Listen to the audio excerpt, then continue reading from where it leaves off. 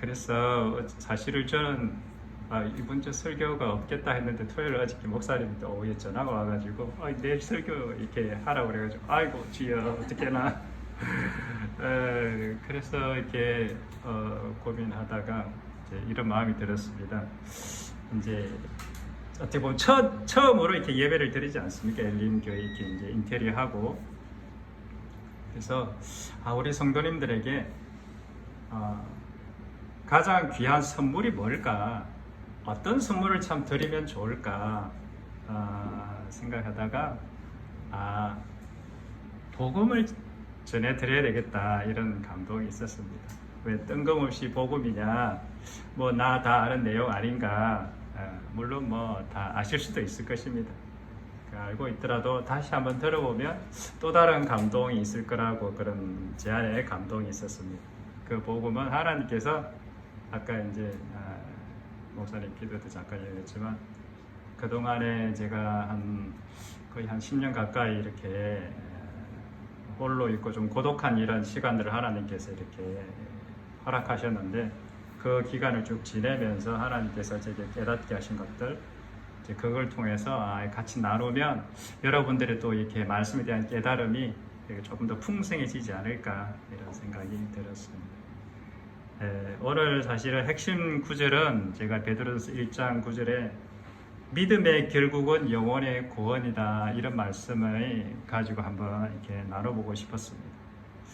믿음의 결국은 영혼의 구원인데 이 영혼의 구원이 제가 이제 깨달은 결론은 믿음의 결국은 십자가 사랑이다 이런 제 삶의 어떤 이 결론을 현재까지는 내리고 있습니다. 우리는 왜 구원을 받아야만 합니까? 도대체 나의 영혼의 상태가 어떤 상태이기에 우리는 구원을 받아야만 하는 것입니까? 여기서 이렇게 예배 드릴 때마다 이 구원이라는 것을 외칠 때마다 구원이가 이 자리에 앉아 있는 게 너무너무 감사하게 생각하고 있습니다. 구원이 화이팅! 내가 구원을 받아야만 하는 존재라는 것을 정말 동의하고 인정하고 계시는 것입니까? 우리는 어디로부터 도대체 구원을 받아야만 하는 것입니까? 일단 결론부터 이렇게 말씀드리고 시작하기를 원합니다. 구원은 나밖에 모르는 이기적인 인간을 하나님을 사랑하고 이웃을 사랑하는 그러한 사람으로 완전히 바꾸어 버리는 사건이 구원의 사건인 것입니다. 이것이 복음의 사건이고 이것이 십자가의 사건인 것입니다. 우리는 선악과를 따먹은 아담의 후손들입니다. 이거는 내가 부인할래야 부인할 수가 없는 팩트인 것입니다. 악을 행하면 물론 악한 열매를 당연히 맺겠지요. 그러나 선악과를 따먹었다는 것은 선을 행했는데도 그것이 결국에는 악으로 열매를 맺게 됐다. 이런 상태가 되어버린 것입니다. 내가 선을 행했는데 그 선한 행위에 대한 모든 결과들을 보니까 결국에는 자기의라는 더 교묘하고 악랄한 열매를 맺게 되었다는 것이 인간의 실상인 것입니다. 자기의가 무엇입니까?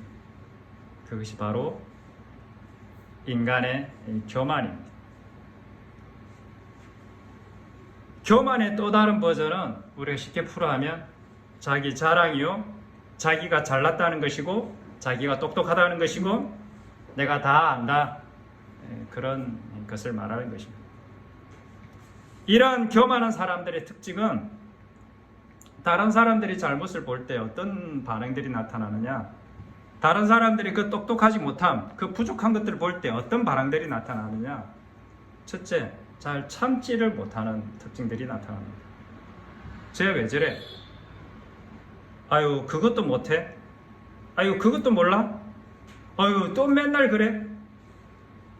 이것이 다 교만의 질병에 걸린 사람들의 증상들인 것입니다.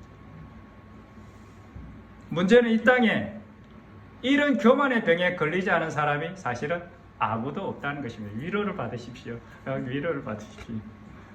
교만의 바이러스가 이 온 세상을 사실은 덮고 있습니다. 아닌 척하지만 사실은 다 교만 덩어리 아닙니까? 이 교만이라는 열매는 교회를 다닌다고 없어지는 게 결코 아닙니다. 내가 성경을 열심히 읽는다고 없어지는 게 아니에요. 네가 철회를 하고 새벽 기도를 하고 기도를 한다고 이 교만이라는 병이 없어지는 게 아닙니다. 아마 신앙생활 오래 하신 분들은 이 말씀이 무슨 말인지 아마 이해하기 충분히 납득이 되리라 생각합니다. 이 교만이라는 열매는 내가 거듭나기 전에는, 즉 다르게 말하면 내가 죽었다가 다시 태어나기 전에는, 나의 육이 죽고 하나님이 영으로 새로 태어나기 전에는 결코 이 교만이라는 이 질병, 교만이라는 이 문제는 내 안에서 사라지지가 않는 것입니다. 이것이 진짜 팩트이고 이것이 정말 진리인 것입니다. 문제는 이 교만을 가진 자, 나밖에 모르는 자, 나 잘난 줄 알고 나 똑똑한 줄 알고 모든 선택의 기준이 내 중심인 그 사람, 한마디로 자기가 자기 인생의 주변에 일어나는 모든 것에 재판관이 된 사람, 또 다르게 표현하면 주님의 겸손과 온유가 없는 사람, 주님의 그 십자가 사랑이 없는 사람은, 제가 깨달은 결론은 이런 사람은 구원이 없다, 이렇게 저는 깨닫게 되었습니다. 이것이 뭐 별거 아닌 것 같아 보여도 이 십자가 사랑이 없이는 구원도 없다는 결론은 결코 그냥 가볍게 그냥 던지는 말이 아닌 것입니다. 오랜 인생의 광야길을 걸으며 주님과의 독대 가운데서 주님께서 깨닫게 해주신, 저는 참 제 개인적으로 참 귀한 깨달음이었습니다. 그리고 저 이 깨달음을 무조건 다 믿고 따르라고 말하고 싶지는 않습니다. 저 이 깨달음을 여러분들에게 숙제로 던져드리고 싶습니다. 과연 이 십자가 사랑이 없이도 천국에 갈 수가 있는지, 아니면 이 십자가 사랑이 없이는 나는 천국에 들어갈 수 없는 사람이구나, 그걸 깨닫고 어떻게 하면 이 십자가 사랑이 내 안에서 이루어질 수 있을까 치열하게 고민하고 씨름하고 기도하는 시간을 가지게 되기를 주님의 이름으로 간절히 기도합니다. 오랜 신앙생활을 하고 성경도 많이 읽고 기도도 많이 했는데 사람이 변화가 없고 성질도 잘 내고 예수님 닮은 향기가 나지 않는다. 제가 보기에는 거의 100% 문제는 뭐냐? 거듭나지 못했기 때문에 그런 결과가 발생한 거다. 거듭난 자, 자기 속에서 하나의 믿기 죽었다가 다시 살아난 자, 그런 자는 반드시 스스로 자라나게 되고 성장하게 되어 있는 것이 하나님의 자연의 섭리인 것입니다. 정자와 난자가 있습니다. 정자와 난자는 서로 만나지 못하면 절대로 생명이 태어나지 않습니다. 정자는 정자대로 있다가 그냥 몸 밖으로 배출되고, 난자는 난자대로 있다가 몸 밖으로 그냥 배출되어서 그냥 죽어버리는 것입니다. 비록 잠시 살아있는 생명처럼 보이지만 서로 만나지 못하면 사실 살아있어도 산 것이 아닌 것입니다. 그러나 놀랍게도 정자와 난자가 딱 만나는 순간 어떤 일이 벌어지느냐? 완전히 새로운 존재가 그 안에서 탄생하게 되는 것입니다. 정자의 모습과 난자의 모습과는 완전히 다른 새로운 생명체, 새로운 그 인간의 형상이 탄생하게 되는 것입니다. 부모님을 닮은 생명체가 정자와 난자가 만남을 통해서 태어나는 것입니다. 우리 모두가 다 그렇게 태어난 것 아니겠습니까? 거듭남도 이와 동일한 것입니다. 하나님의 영과 나의 영이 만나서 새로운 생명체로 태어나는 것, 이것이 거듭나는 것입니다. 이 거듭난 존재는 이전에 정자와 난자의 모습이 완전히 다르듯이 이전에 나와의 존재는 완전히 다른 새로운 존재로 탈바꿈하는 것입니다. 어떤 존재로 탈바꿈하는 것입니까? 하나님의 형상을 가진 새로운 생명체로 거듭나는 것, 이것이 거듭나는 것입니다. 엄마가 아이를 잉태를 했는데 엄마의 임신 사실을 숨길 수가 있겠습니까? 생명의 탄생은 숨길래야 숨겨질 수가 없는 것입니다. 숨겨지지가 않는 거죠. 빛이 어둠에 딱 비쳤는데 그 어둠이 감춰지지가 않듯이 아이는 10달이 되면 자연스럽게 엄마의 몸에서 이렇게 세상으로, 엄마의 자궁의 세상으로 나오게 되어 있습니다. 엄마가 아이를 그렇게 만드는 것이 아닙니다. 엄마가 10달 만에 이 아이를 내가 배출을 해야지. 엄마의 의지와 엄마의 어떤 의도와는 상관이 없습니다. 아이가 10달 되면 자연스럽게 아이 스스로가 밖으로 나오게 되는 것입니다. 정자와 난자가 만나면 그 안에 정자 속에, 난자 속에 그 안에 아이의 생명의 씨앗이 있는데 그 생명의 씨앗이 스스로가 그 생명을 자라게 만드는 것입니다. 엄마가 아이를 키우는 것이 아닙니다. 물론 엄마가 아이를 커갈 수 있도록 보호는 해야 되겠죠. 그래서 천국의 비유 가운데 스스로 자라는 씨의 비유가 들어있는 이유도 바로 그러한 것 때문에 그렇습니다. 마가복음 4장에 이런 말씀이 있습니다. 또 이르시되 하나님의 나라는 사람이 씨를 땅에 뿌린 것 같아. 그가 밤낮 자고 깨고 하는 중에 씨가 자라서 어떻게 글이 되는지는 알지 못하지만 땅이 스스로 열매를 맺되 처음에는 싹이 나고 다음에는 다음에는 이삭이고 그 다음에는 이삭에 충실한 곡식이라. 이 곡식이 끄면 다음에 추수를 하게 된다. 이것이 천국의 비유 가운데 들어 있습니다. 너무나도 유사하지 않습니까? 복음도 생명도 십자가의 사랑도 사실은 동일한 것입니다. 하나님의 복음의 씨앗이, 하나님의 그 사랑의 씨앗이 예수님 내 안에 이렇게 떨어지면 우리는 반드시 그 사랑의 씨앗을 맺을 수밖에 없는 것입니다. 엄마가 아기를 만들려고 그렇게 애를 쓰지 않아도 정자와 난자가 만나면 아기가 스스로 이렇게 자라듯이 우리가 막 애쓰고 노력해서 사랑의 열매를 맺는 것이 아닌 것입니다. 십자가 사랑의 열매는 내 안에 있는 생명이 사실 그것은 예수님의 영이고 사랑의 영이신 성령 하나님이신데 그 영이 내 안에서 나를 자라나게 하는 역사인 것입니다. 예수님을 믿는다.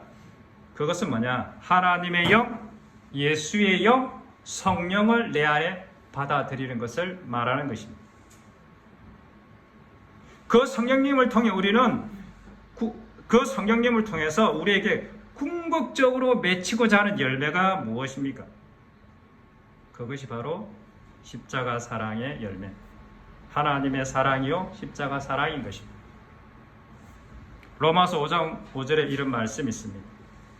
소망이 우리를 부끄럽게 하지 아니하면 우리에게 주신 성령으로 말미암아 하나님의 사랑을 우리 마음에 부음받음이니 하나님의 성령이 없이는 하나님의 사랑이 우리 안에 들어올 수가 없는 것입니다. 성령을 받는다는 것은 다르게 말하면 하나님의 사랑을 내가 받아들이는 것과 동일한 것입니다. 하나님을 믿는다는 것은 하나님의 사랑을 내 마음 안에 받아들이는 것입니다. 하나님의 사랑을 내 마음에 받아들인 자는 어떠한 일이 벌어지느냐? 엄청난 세포분열, 핵폭발이 일어나는 것이죠. 사랑의 핵폭발이 분열이 시작되는 것입니다. 하나님의 사랑이 내 마음밭에 떨어졌기 때문에 이제는 하나님의 사랑의 씨앗이 자라나기 시작하는 것입니다. 사랑을 받았으니까 사랑이 나오는 것 당연한 것 아니겠습니까? 그런데 사랑이 안 나오는 것은 왜 그렇습니까? 사랑의 씨앗을 받지 못했거나 또는 받았는데 아주 처음 이렇게 얼마 되지 않아서 막 이렇게 흔적이 아직 안 보이는 여러 가지 경우가 있겠죠. 씨가 문제가 있는 것이 아니라 씨는 하나님의 말씀이고 하나님의 사랑이기 때문에 그것은 문제가 없습니다. 내 안에 내 삶 속에 하나님의 사랑이 안 나타난다. 그럼 내가 하나님의 사랑을 과연 받았는가 심각하게 고민해 보는 것도 나쁘지 않을 것입니다. 만약에 내 삶 가운데 하나님의 사랑, 그 십자가의 사랑이 그냥 자연스럽게 흘러나오지 않는다. 어쩌면 하나님의 사랑을 경험하지 못했을 수도 있겠다.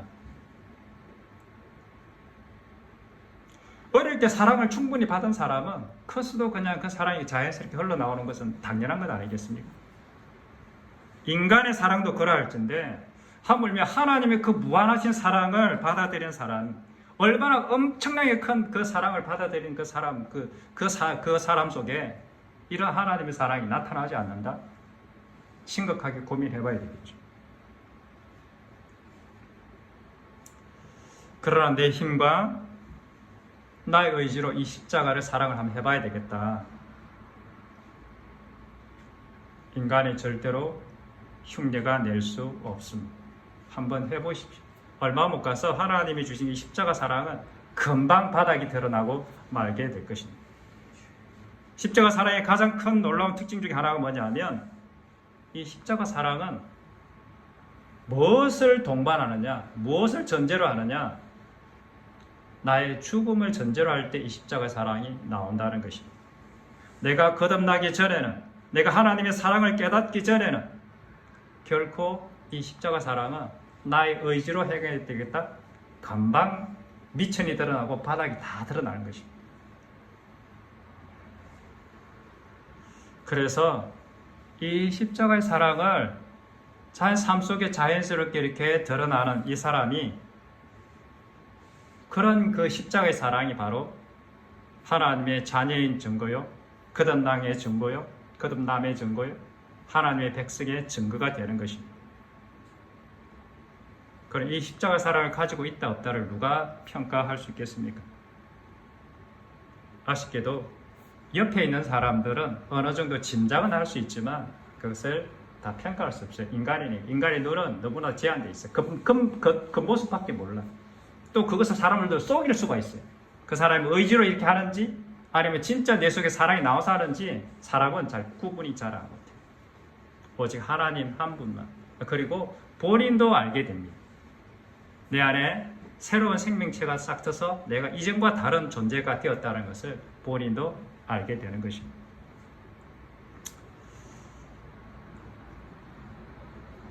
복음이 무엇입니까? 복음은 아까 우리 모든 인간이 어디에 바이러스에 걸렸냐면 이 교만이라는 바이러스, 자기가 잘나고 똑똑하고 자기가 뭔가 된 줄 아는 착각은 이런 속에 빠져 있는데, 복음은 이렇게 교만한 인간을 하나님을 생명 다해 사랑하는 사람, 또한 이웃을 그렇게 사랑하는 사람으로 만들어 버리는 것이 복음의 능력이고 십자가의 능력인 것입니다. 교만이 무엇입니까? 교만은 내가 내 인생의 주인이 되었다는 것을 말하는 것입니다. 내가 내 인생의 주인이 된다는 것은 무엇을 말하는 것입니까? 모든 것을 판단할 때 나라는 것을 중심으로 모든 것을 판단하고 평가하고, 나라는 것을 중심으로 내가 기분이 좋기도 하고 내가 기분이 나쁘기도 하고, 그런 것입니다. 아까도 말씀드렸지만 악을 행하는 것은 두말할 것 없이 죄고 악인 것입니다. 그러나 선을 행하는 것조차 내 스스로 판단해서 그것이 선이라고 생각해서 그것을 내가 행하는 것입니다. 근데 실제로 그것을 엄밀히 따져보면 그것조차 악이라는 것을 조금만 생각하면 알게 될 수 있을 것입니다.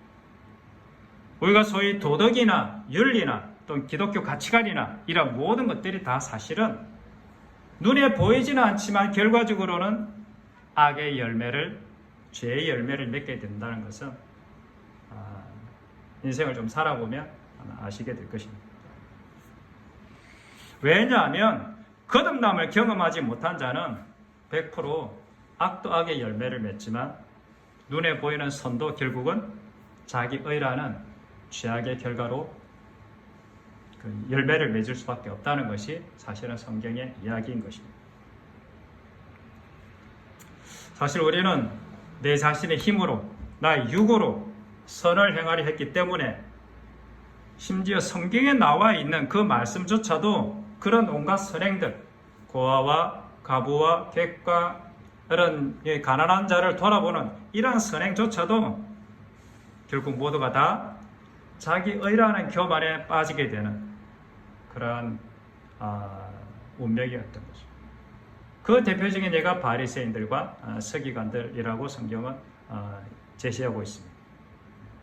내 의지와 결단으로 선을 행하면 행할수록 그것은 세상의 종교인들, 특히 불교인들이나 심지어 이단이라고 하는 신천지 그 교인들, 각종 이단들, 이들도 사회에서 봉사하고 구제하고 그들도 굉장히 다른 사람을 전도하기 위해서 얼마나 많은 그 선행을 행하는지 모릅니다. 그들과 우리의 구제와 봉사와는 하등의 차이가 없는 것입니다. 그래서 거듭나지 않은 사람은 하나님이 인정하시는 진짜 참된 선을 행할 수가 없게 되는 것입니다. 그래서 거듭나지 않으면 성경에서는 천국을 볼 수도 없고 알 수도 없고 들어갈 수도 없다라고 예수님께서 말씀하신 것입니다. 십자가 사랑은 give and take의 조건적인 사랑이 아니라 give and give, 무조건적 조건 없는 사랑, 이것의 열매가 없는 자는 거듭나지 못한 자라고 저는 생각하고, 거듭나지 못했기 때문에 구원받지 못한 자다, 저는 그렇게 보는 것입니다. 십자가 사랑은 내 자아가 죽을 때만 그때 피는 사랑이 십자가 사랑인 것입니다. 예수님을 믿는다는 것은 내 자아가 죽는 것과 동일한 것입니다. 내가 그리스도와 함께 십자가에 죽는 사건이 예수님을 믿는 사건인 것입니다. 거듭나지 않으면, 죽었다가 다시 태어나지 않으면 절대로 예수님을 닮은 겸손과 온유의 열매를 맺을 수가 없는 것입니다. 예수님의 십자가의 사랑을 열매를 거듭나지 않은 사람은 결코 맺혀지지가 않습니다. 그래서 실제로 수많은 기독교인들이 이러한 거듭남의 경험이 없이 신앙생활을 하고 있기 때문에 늘 똑같이 되돌이표되는 그러한 삶을 살아가고 있는 것이라고 저는 생각합니다. 주일날에는 뜨겁게 예배도 드리고 찬양도 드리고 예수님 뜻대로 살기로 결심도 하고 결단을 하는데, 교회 문만 나가면 언제 그러냐는 듯이 주차 조금 잘못했다고 신경질을 내고 화를 내고, 아내와 자녀들에게 내가 하지 말라는 거 좀 했다고, 내 말 좀 안 들었다고 막 성질을 내고, 그리고 주일날만 오면 예배 드리면서 주님, 제가 또 넘어졌네요. 아이고, 제가 또 아내와 자녀들에게 화를 냈습니다. 죄송합니다. 우리는 왜 자꾸 넘어집니까? 왜 자꾸 넘어져야만 합니까? 그게 당연한 것입니까? 어쩌면 실제로 싸워볼 생각조차 하고 있지 않은 것 아닙니까?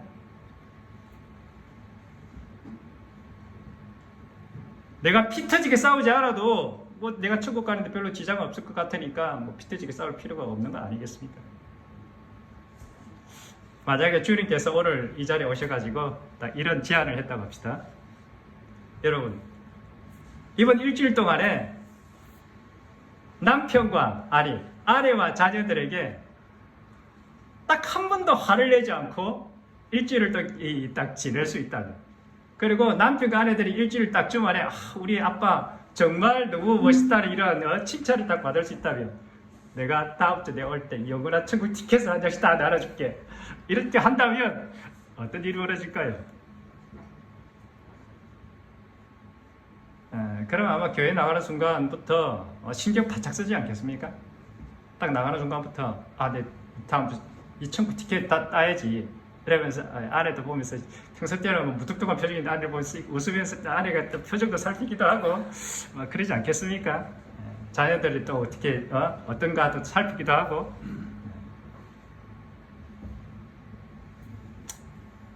혹시 그런 사람이 있을지 모르는데 그러거나 말거나 나는 내 성질대로 살 거야 그리고 확 지옥 가버릴 거야, 그렇게 하시겠습니까? 그 하나님 그 말씀 때문에, 그 천국 티켓 때문에 속에서 막 화가 올라와요. 올라오는데도 자꾸 티켓 생각하면서 막 참는 거죠. 이러면서 죽기 살기로 화를 안 내려고 부진장 애를 쓰겠죠. 긴장하고 끼어있으려고 하고, 그리고 그 말씀을 이렇게 적어가지고 벽에 딱 붙여놓고 잊어버리면 안 되니까, 내가 잊어버리고 이거 막 하려면 안 되지. 그래서 딱 적어놓고. 그렇게 싸우지 않겠습니까? 그냥 쉽게 막 아무렇게나 막 화를 그냥 낼 수 있겠습니까? 아마 그럴 수 없을 것입니다. 나의 영혼과 영벌이 내가 화를 내느냐 화를 내지 않느냐에 달려 있다면, 내가 내 아내와 자녀를 사랑하는 것에 그것이 내 영원한 영생과 영벌이 달리고 있다면, 우리는 어떻게 해서든지 일주일 동안에 화를 안 내려고, 또 화내는 상황 자체를 만들지 않으려고 무지무지 노력하고 애를 쓸 것입니다. 그리고 어떻게 하면 내 자녀, 아내를 사랑할 수 있을까? 무지무지 고민하지 않겠습니까? 밤에 잘 때도. 이렇게 하면 딱 일주일을 이렇게 지냈습니다. 주말에 아내와 자녀가 어떻게 반응할 것 같습니까? 와, 우리 남편이 달라졌어요. 일주일 동안에. 우리 아빠가 달라졌어요. 이렇게 하지 않겠습니까? 그런데 이것이 바로 율법의 방식입니다. 율법의 목적은 원래 인간을 하나님의 형상을 되도록 회복하는데 이 율법을 주신 것입니다.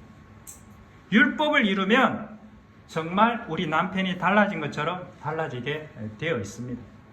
우리 아빠가 달라진 것처럼 정말 달라지게 되어 있습니다. 율법을 이루면. 그래서 로마서 2장 13절에 바울은 이렇게 이야기하고 있습니다. 하나님 앞에서는 율법을 듣는 자가 의인이 아니요 오직 율법을 행하는 자라야 의롭다 하리라. 의롭다 하심을 얻으리라. 율법을 그냥 듣고 잊어버리는 사람이 의로운 사람이 아니라, 율법을 듣고 그것을 기억해서 일주일 동안 그렇게 열심히 행하는 사람, 그 사람이 의롭게 된다. 실제로 변화가 된다. 그렇습니다. 실제로 율법을 행하면 의롭게 된다고 성경에서 분명히 이야기하고 있습니다. 아내를 진심으로 사랑하고 자녀를 진심으로 사랑하는 것은 정말 의로운 행위가 맞습니다.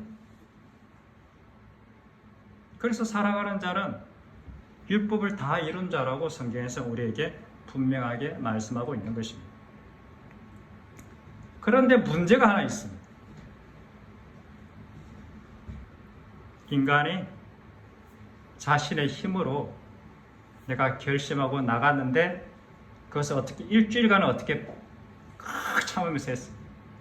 그런데 곧 얼마 못 가서 바닥이 한계가 드러나는 사건이 반드시 온다는 것이죠.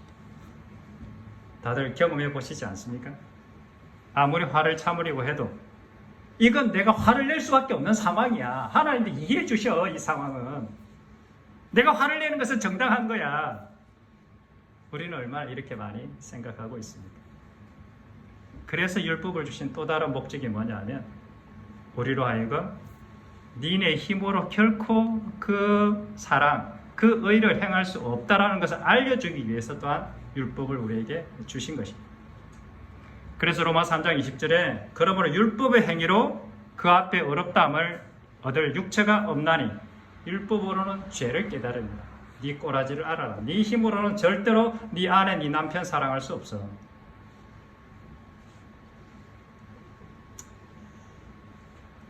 그렇습니다. 우리가 아내를 사랑하고 내 자녀를 사랑하는 행위를 그냥 행위는 할 수 있습니다. 자기 의지와 노력으로 어느 정도 내 자신을 개선은 할 수 있을 것입니다. 그러나 그 사람이 본질이 바뀌어서 사랑하는 존재가 되었다는 것은 아닌 것입니다. 율법의 행위로는 결코 사람의 존재, 그 본질을 바꿀 수가 없기 때문에 그렇습니다. 그러나 그 본질이 바뀌지 않는 한 적절한 상황만 주어지면 우리는 금방 그 속에 있는 더러운 것들, 인간의 욕심과 욕망들이 속에서 금세 올라오게 되는 것입니다. 썩은 악취들이 그냥 속에서 풀풀풀 나는 것이죠. 그래서 이 교회에서 보여지는 모습이 근데 우리가 겉으로 보이는 모습이 진짜 모습이 아니라, 가정에서 남편과 아내와 자녀들에게 보여지는 그 모습이 진짜 내 모습이고, 어떤 면에서는 또 그들도 속일 수가 있어요. 내가 혼자 있을 때의 모습이 진짜 내 모습이고 나도 나를 속일 수가 있어요. 하나님이 나를 보는 모습이 진짜 실체다. 그런 것이죠. 그러면 복음이 무엇입니까? 보통 복음은 율법의 행위로 어렵게 될 수 없고 오직 믿음으로 어렵게 된다고 이렇게 많이 이야기를 들었습니다. 맞습니다. 우리의 행위로서는 절대 어렵게 될 수 없고 믿음으로 어렵게 된다는 얘기를 너무나도 많이 들었습니다. 이것이 복음이 정말 맞습니다. 그런데 문제는 이 믿음으로 어렵게 된다는 것, 율법의 행위로 어렵게 될 수 없다는 것 때문에 우리는 아내를 사랑하는 것, 자녀를 사랑하는 것, 직장이나 가정에서 화를 내지 않고 정말 하나님을 닮은 온유하고 겸손한 사람이 되는 것, 이것들이 없이도 어렵게 될 수 있다는, 어렵게 될 수 있는 길이 열렸다는 엄청난 착각을 하고 있는 것이 아닌가, 저는 그렇게 생각합니다. 이러한 열매들이 없이도 과연 어렵게 될 수 있고 구원받을 수 있다, 저는 엄청난 착각이라고 생각합니다. 왜 그런가? 요한일서 3장 10절에 이런 말씀이 있습니다. 이러므로 하나님의 자녀들과 마귀의 자녀들이 드러나나니, 이것으로 하나님의 자녀들과 마귀의 자녀들을 내가 구분해낼 수 있다. 그게 뭐냐? 무릇 의를 행하지 아니하는 자나 또는 그 형제를 사랑하지 아니하는 자는 어디에 속한 자일까요? 마귀에게 속한 자, 하나님께 속하지 아니한 자니라. 이 말씀을 들을 때 좀 기분이 어떻습니까? 하나님의 자녀들과 마귀의 자녀들, 무엇으로 내가 구분 짓겠다고 말씀하고 있습니까? 의를 행하지 아니하는 자, 형제를 사랑하지 아니하는 자, 그런 자는 내 백성이 아니야, 하나님의 자녀가 아니야, 이런 뜻 아니겠습니까? 다시 말하면 집에서 아내나 자녀에게 함부로 이야기하고 자녀들을 함부로 성질 부려, 자녀들에게 함부로 성질 부려서 자녀들을 노엽게 하거나 그렇게 해나가는 것이 습관처럼 되어 있는 사람이라면 하나님의 자녀가 너는 아니다, 이렇게 못 박는 것 아니겠습니까? 이러한 아내 사랑, 남편에게 순종하는 것, 자녀를 분노케 만들지 않는 것 없이도 예수만 믿으면 구원을 받을 수 있겠습니까? 그럼 아까 말했듯이 아내를 사랑해야 되고 남편에게 순종해야 되고 자녀를 분노케 만들지 않기 위해서 이것이 없으면 지옥 가니까 죽으라 그렇게 열심히 노력해야 하는 것입니까? 그동안 우리는 이 두 사이에 왔다 갔다 하는 신앙들을 많이 살았던 것 같습니다. 예수님을 믿어서 구원을 얻은 것 같은데, 내가 교회 나와서 기도도 하고 말씀도 읽고 성경도 보고 하나님을 믿는 것 같은데 집에서는 화를 내고 교회 와서 또 회개하고 또 다시 집에서 성내고 또 회사에서 또 화내고,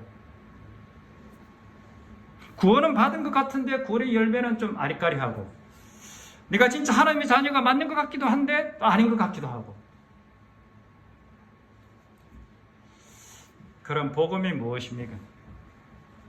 제가 주님께서 제게 깨닫게 해주신 복음은 뭐냐면, 그것은 이렇게 화를 내가 참아내서 이겨내는 사람이 아니라, 이러한 참아내는 방식, 내가 속에서 불불 올라오는데 이것을 누르는 방식, 이 방식은 세상의 방식이고 사탄의 방식입니다. 이것이 율법이고 종교고 육적인 방식들인 것입니다. 가장 대표적인 종교가 불교 아니겠습니까?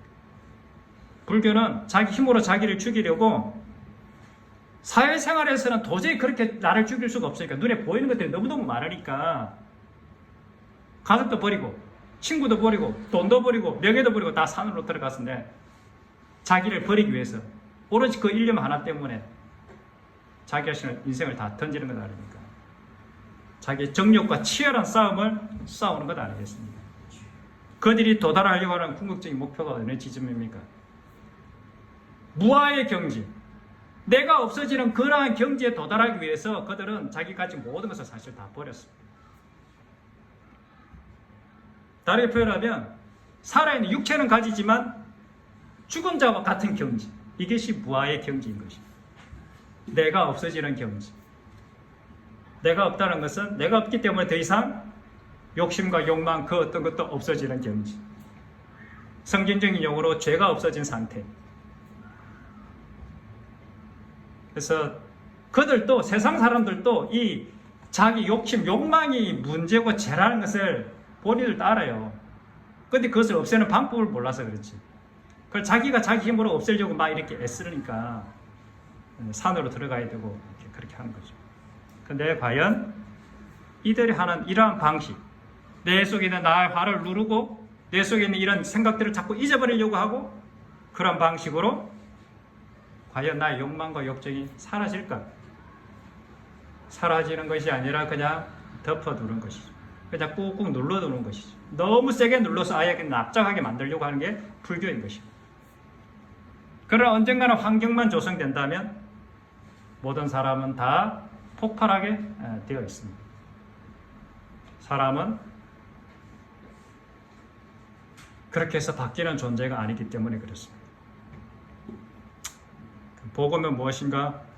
그것은 날마다 뻑하며 성질 부리고 화를 내던 사람이 이제는 더 이상 화가 나지 않는 사람이 되는 것이 복음인 것입니다.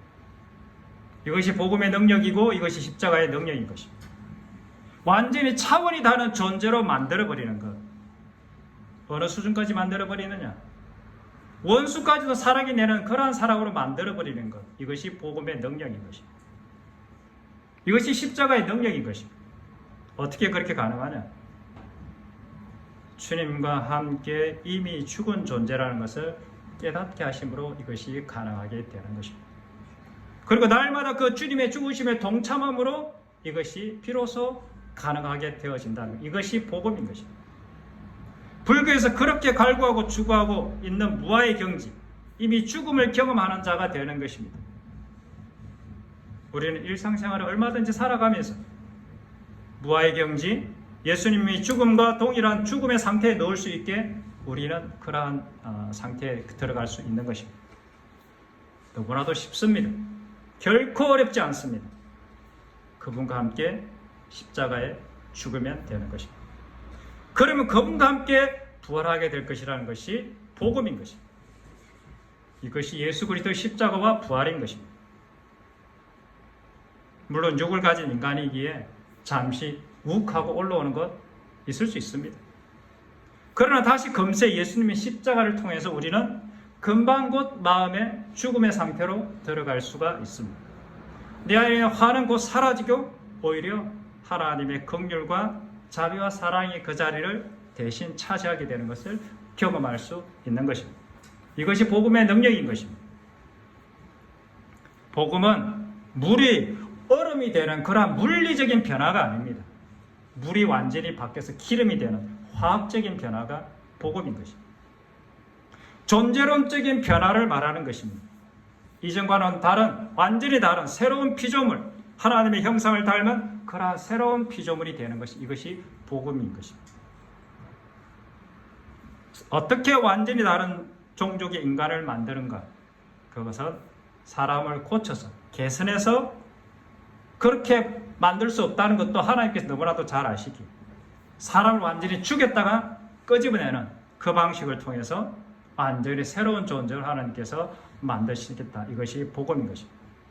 그래서 날마다 화를 내고 날마다 짜증내는 사람을 푹 죽였다가 딱 끄집어내니까 이제는 더 이상 화를 안 내고 맨날 그냥 할렐루야 이러면서 그런 사람 얼마나 놀랍습니까? 이게 복음의 능력인 것입니다. 내가 여전히 화가 난다. 짜증이 많이 났다. 죽지 않아서 그렇습니다. 죽지 않았다는 것은 심각하죠. 어쩌면 내가 구원받지 않았을 수도 있어. 하나님의 사랑이 내 안에 안 들었을 수도 있어. 사랑이 터졌다고 내가 착각할 수도 있어. 임신 안 했는데 상상 임신 같은 게 있지 않습니까? 그냥 임신한 것처럼 그냥 느껴지는 거. 죽은 자는 반응하지 않습니다. 죽은 자는 그냥 입을 다무는 것입니다. 죽은 자는 하나님의 처분에 자신의 모든 권한을 다 넘겨드리는 것입니다. 그래서 예수님께서 우리에게 그러한 모습이 어떠한 모습인지 직접 샘플로 보여주셨습니다. 죽은 자의 모습이 바로 이와 같은 모습이에요. 그리고 너는 이러한 길로 나를 따라와야 돼. 이렇게 해서 우리를 그 길로 부르고 계시는 것입니다. 이사야 53장 7절에 그가 곤욕을 당하여 괴로울 때에도 그의 입을 열지 아니하였으며 마치 도수장에 끌려가는 어린 양과 털 깎는 자 앞에서 잠잠한 양과 같이 그의 입을 열지 아니하였도다.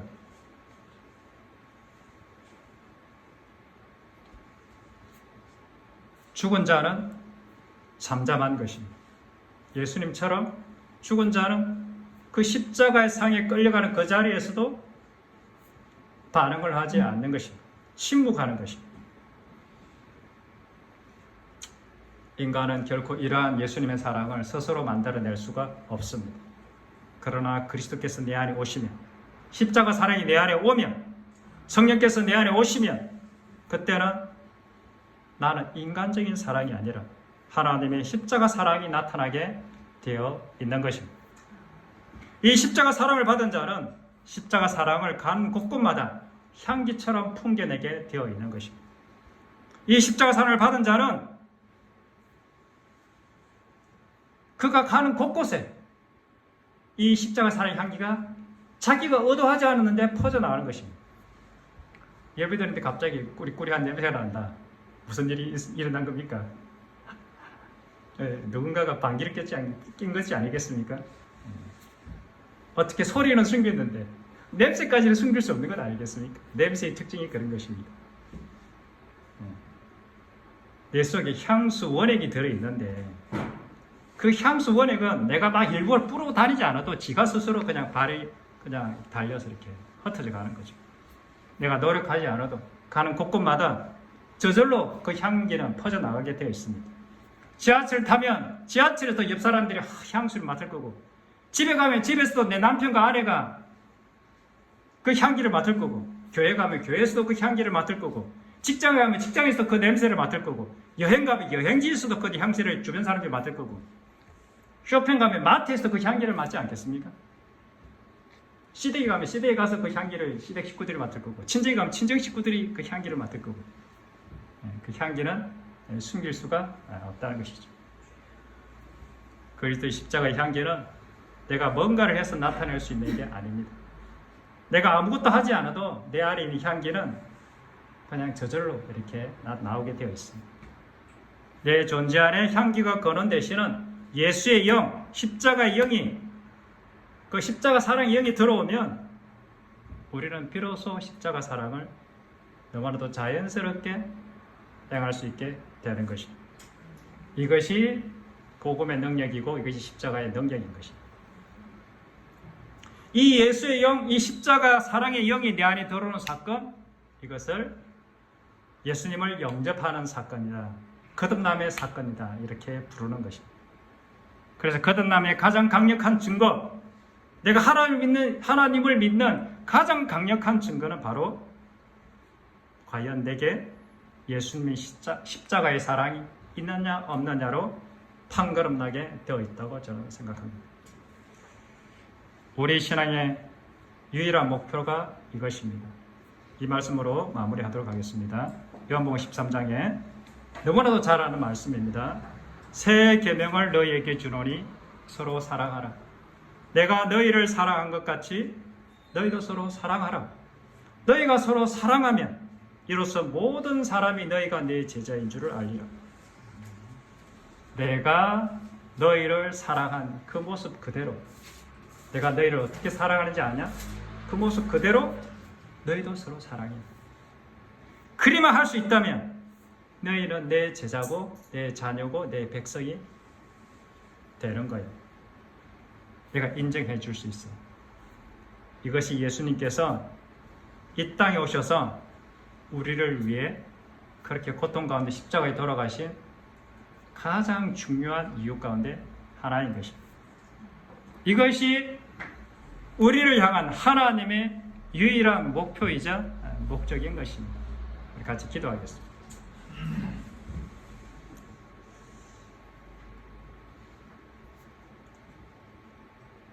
새 계명을 너희에게 주노니 서로 사랑하라. 내가 너희를 사랑한 것 같이 너희도 서로 사랑하라. 너희가 서로 사랑하면 이로써 모든 사람이 너희가 내 제자, 내 자녀, 내 백성, 내 아들과 딸인 줄을 알게 될 것이다. 주님, 우리 속에는 사랑이 없습니다. 우리 속에는 정말 나밖에 들어있는 것이 없습니다. 교만 덩어리고 이기적인 욕망 덩어리고 더러운 것들이 가득한 쓰레기 덩어리뿐입니다. 그러나 주님, 주님의 영이 우리 마음 가운데 찾아오셔서 나를 새롭게 해주시고 나를 변화시켜 주셔서 주님, 저도 예수님처럼 그렇게 십자가 사랑을 하다가 하늘나라 갈 수 있기를 간절히 소망합니다. 감사드립니다. 예수님의 이름으로 기도했습니다.